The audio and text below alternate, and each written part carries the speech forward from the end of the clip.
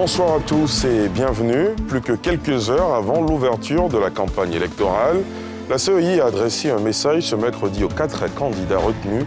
Avant-dernière ligne du processus électoral, tous sont invités à observer strictement le code électoral et le code de bonne conduite. Les cartes d'électeurs sont disponibles depuis ce matin. La distribution de ces documents a démarré dans les 22 000 bureaux de vote à travers le pays. L'opération, qui va durer une semaine, intervient à la veille de l'ouverture de la campagne électorale. Et puis, les religieux de Côte d'Ivoire s'inquiètent de la dégradation du climat social en cette veille d'élection présidentielle. Ils ont décidé de s'investir dans la sensibilisation pour une élection apaisée et sans violence. L'Alliance a produit une déclaration ce mercredi où elle appelle, entre autres, à bannir la violence, encourage les acteurs politiques à la concertation et appelle au retour des exilés. Dans près de 4 heures s'ouvre la campagne électorale en vue de la présidentielle ivoirienne prévue pour le 31 octobre prochain. Avant dernière ligne du processus électoral, la Commission électorale indépendante CEI a adressé un message ce mercredi aux 4 candidats retenus. Tous sont invités à observer strictement le code électoral et le code de bonne conduite. Je vous propose d'écouter Ibrahim Kuibière Kolibali, président de la CEI, au micro de Thiemé Dandje et Fulgence Kissieto.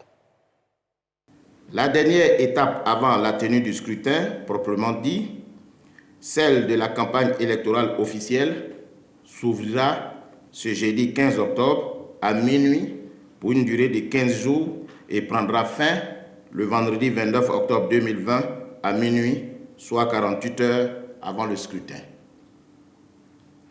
Chacun des 4 candidats en course pourra désormais battre campagne librement et en toute légalité sur l'ensemble du territoire national ainsi qu'auprès de la diaspora ivoirienne. Battre campagne librement et en toute légalité, c'est observer strictement le code électoral et le code de bonne conduite que vous vous êtes librement donné.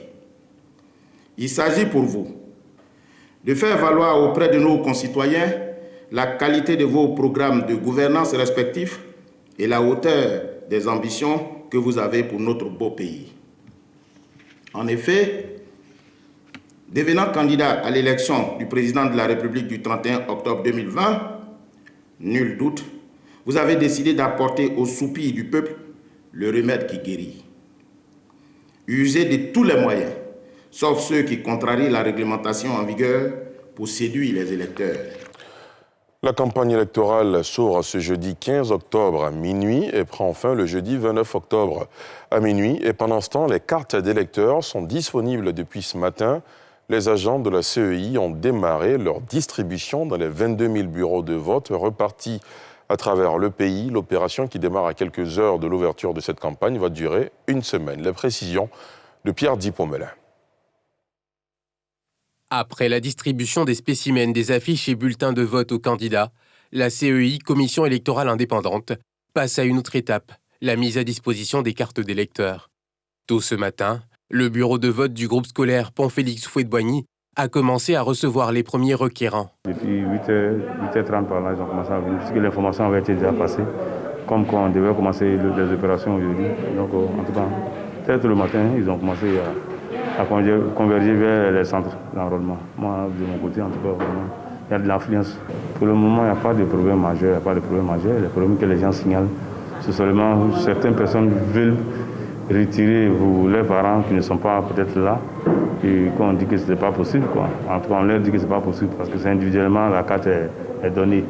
Et c'est aux personnes concernées que les cartes sont données, donc on ne peut pas remettre à une tierce personne. Dans cette école maternelle aux 2 plateaux, on ne fait pas encore la queue, mais le responsable du bureau de vote est satisfait du rythme de cette première journée. Oui, pour une première journée, il y a la matinée une 50aine de personnes pour ce centre. Je trouve que demain, puisque l'information n'est pas encore bien entrée, le premier jour, les premières personnes qui ont reçu leur carte vont étendre l'information. Donc, pour confirmer que l'opération a bien commencé. Sûrement que demain, les gens viendront. Parmi ces électeurs qui viennent retirer leur carte, de nouveaux majeurs. C'est la première fois que je vais voter. Je suis contente de retirer ma carte d'électeur. Et j'aimerais que tout se passe bien. Ça m'a pris juste 10 minutes pour retirer ma carte d'électeur. Puisque c'est ma première fois de voir comment ça se passe, comment ça se déroule, tout ça. Donc je suis très heureux aussi. Démarrée ce mercredi matin, la distribution des cartes d'électeurs va durer une semaine. Je vous le disais en titre, les religieux de Côte d'Ivoire s'inquiètent de la dégradation du climat social en cette veille d'élection présidentielle. Ils ont décidé de s'investir dans la sensibilisation pour une élection apaisée et sans violence. L'Alliance a produit une déclaration ce mercredi où elle appelle, entre autres, à bannir la violence, encourage les acteurs politiques à la concertation et appelle au retour des exilés. Salifi Alekwe, Tanguy Konan. Treichville, palais de la culture ce mercredi. La salle Louga François de ce temple de la culture a été durant quelques minutes un temple œcuménique. L'Alliance des religieux de Côte d'Ivoire, composée de chrétiens et de musulmans, face au contexte sociopolitique marqué par une crispation à quelques jours, a décidé de monter au créneau à travers une déclaration. La majorité des militants et sympathisants des partis politiques étant d'obédiences religieuses différentes, les guides religieux exhortent les partis politiques à proscrire la référence aux religieux dans leur discours. Les guides religieux encouragent les acteurs politiques à reprendre la concertation entre eux et sont disposés à les accompagner dans ce dialogue inter-ivoirien. Des prières ont été également de la partie. Pour ces religieux, le pays ne doit aucunement revivre une autre crise post-électorale. Unissons nos cœurs et prions encore. Prions pour la Côte d'Ivoire, ce beau pays que Dieu nous a donné en partage. Nous, tes serviteurs chrétiens et musulmans, sommes réunis ici ce matin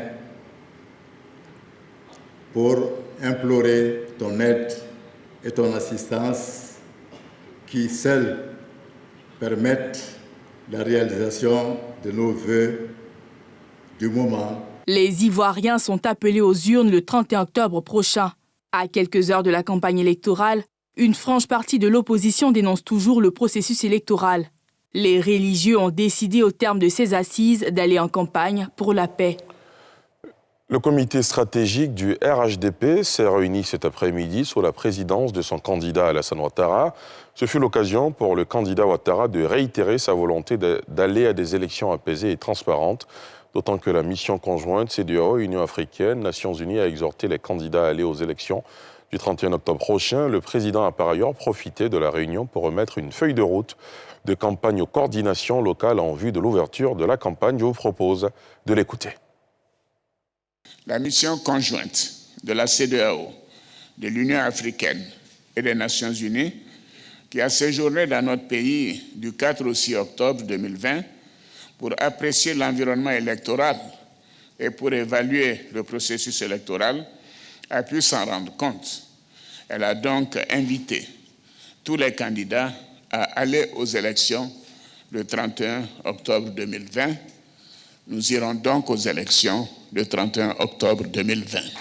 À quelques jours de la date d'ouverture de la campagne électorale et à 2 semaines de la tenue du scrutin, j'ai tenu à ma double qualité de candidat et de président de notre grand parti à vous rencontrer pour vous confier ma campagne, vous demander d'investir le terrain et de se céder à aucune provocation.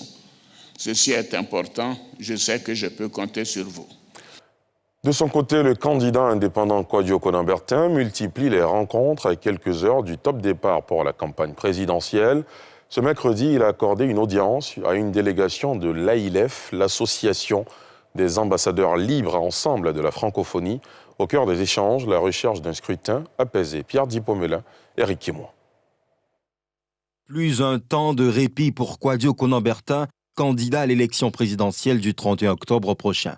Après sa rencontre avec une délégation des ambassadeurs accrédités en Côte d'Ivoire, la veille, il reçoit l'ALIEF, l'association des ambassadeurs libres ensemble de la francophonie. Les discussions ont porté sur l'environnement électoral. Nous avons bien voulu lui adresser le message de celui de la convivialité, du dialogue, de l'Ivoirien qu'on connaît, qui a toujours voulu à un moment donné que tout se passe de manière paisible. Nous lançons à cet effet un appel, et à lui, et à toute la classe politique que nous avons rencontrée que la Côte d'Ivoire est une et indivisible. Nous nous sentons honorés par leur visite. Le message qu'ils nous ont porté est aussi le nôtre. Je suis moi-même issu d'un parti que tous les Ivoiriens connaissent, c'est le parti d'Oufoué. Dans ce parti-là, nous prenons la paix. Et notre instrument de combat, c'est le dialogue. Donc venir tenir un message de paix et exhorter au dialogue à un disciple d'Oufoué, c'est la meilleure chose, c'est pas moi qui puisse m'arriver à ce début de journée. Donc, ils ont prêché, ou ils prêchent à des convertis. Nous sommes attachés à la paix. Et c'est d'ailleurs ce qui justifie notre candidature. Au quartier général du candidat Kakabe a appelé aussi le Kirikou national par ses partisans. C'est la veillée d'armes. Ses lieutenants mènent les derniers réglages pour envahir le pays profond. Dans l'actualité également ce soir, cette rencontre entre le chef du gouvernement ivoirien, Ahmed Bakayoko, et le patronat. C'est la deuxième du genre en l'espace de mois. Au menu, l'évaluation des avancées concernant les différents points de matrice en vue du développement du climat des affaires et la redynamisation du secteur privé. Une série d'actions est prévue, comme nous le montrent Nadia Edja et Eric Kimo. Améliorer le climat des affaires afin de susciter l'investissement étranger et l'émergence de champions nationaux. Tel est l'objectif recherché par le Premier ministre Ahmed Bakayoko à travers cette série de rencontres initiée avec le patronat depuis sa prise de fonction à la tête de la primature.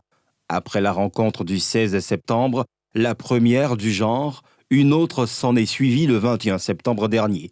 Un rythme de travail qui augure de bonnes nouvelles pour le secteur privé. Pour nous, secteur privé, ce rythme de rencontre à cette période précise de l'année, cette période précise de la vie politique de notre pays, qui est une période que nous savons très chargée, témoigne largement de la volonté du Premier ministre, de la volonté du gouvernement d'instaurer un partenariat dynamique avec le secteur privé. Et nous sommes convaincus qu'à ce rythme-là, nous déboucherons sur des réformes, sur des décisions qui seront positives pour le secteur privé. Cette fois encore accompagné de ses collègues, le Premier ministre Ahmed Bakayoko s'est penché sur les questions cruciales du secteur.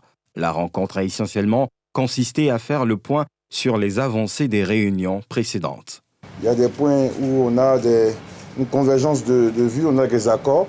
Il y a des points qu'il faut approfondir et nous reverrons très bientôt pour donner des réponses précises au secteur privé et tout cela dans l'esprit de ce partenariat renforcé que nous avons appelé dès notre accession à la fonction de Premier ministre. Cette année, comme tous les autres pays du monde, l'économie de la Côte d'Ivoire a été ébranlée par la pandémie. Les prévisions de croissance annuelle de 7,3% ont été revues à la baisse pour atteindre les 1,8%. Ahmed Bakayoko a aussi inauguré ce matin à Anani, Port-Boué, 2 postes sources fournisseurs d'électricité. Il s'agit de postes sources d'Anani et de Bingerville. Ils permettront de faire face à la croissance de la demande et d'amélioration de la qualité du service dans les zones de Bingerville, de Gonzagueville, de Grand-Bassam et la zone aéroportuaire. Yeli Traoré, Aruna Zeba. Un poste source de 4 hectares pour Anani, avec 2 travées de ligne 225 kV. Un poste source de 12 hectares pour Bingerville, avec 4 travées de ligne 225 kV, pour un montant de 12,4 milliards de francs CFA, pour répondre à l'accroissement de la demande croissante des populations en matière d'électrification. Ce sont les ouvrages de Côte d'Ivoire Énergie inaugurés par le Premier ministre. Le ministre de tutelle, le ministre du Pétrole et des Énergies renouvelables, expliquent les motivations derrière la création de ces 2 postes. Au cours des dernières années, beaucoup a été fait, non seulement pour l'intérieur du pays, mais aussi pour les villes urbaines, notamment les grandes villes, Abidjan et les autres villes de l'intérieur du pays. En matière d'électrification, lorsqu'on regarde où est-ce qu'on était en 2011 par rapport à là où nous sommes aujourd'hui, tout a changé. Le taux de couverture d'électricité est passé de 33% en 2011 et nous allons atteindre 80% cette année et l'électrification totale de notre pays avant la fin de l'année 2025. Cette cérémonie d'inauguration a été présidée par le Premier ministre. Ministre de la Défense se réjouit de la mise en service de ces 2 postes sources à cause de l'importance de l'électricité dans le développement économique du pays. C'est toujours un grand plaisir pour moi de participer à des cérémonies dans le secteur de l'énergie, car c'est toujours un peu plus de bonheur pour les populations. Vous dirigez un secteur dans lequel la politique et le travail du président Ouattara a impacté au quotidien et de façon qualitative la vie des Ivoiriens. C'est un secteur qui marche, c'est un secteur qui fonctionne bien. La mise en service de ces 2 postes sources permettra, à terme, une amélioration de la qualité de l'électricité dans la zone, une réduction du temps moyen des coupures et une réduction des baisses de tension. La Côte d'Ivoire vient de perdre l'un de ses illustres fils, Marcel Zadi Kessi, né en 1936, s'en est allé ce 13 octobre. Homme d'État et homme politique, il avait occupé diverses fonctions au sein de l'administration. Il a par ailleurs milité au sein du PDCI-RDA. Sa vie a été caractérisée par sa détermination à contribuer au développement rural. Nadia Eja. Après 84 années de vie sur Terre, Marcel Zadi Kessi a tiré sa révérence dans la nuit du 13 octobre des suites d'une longue maladie.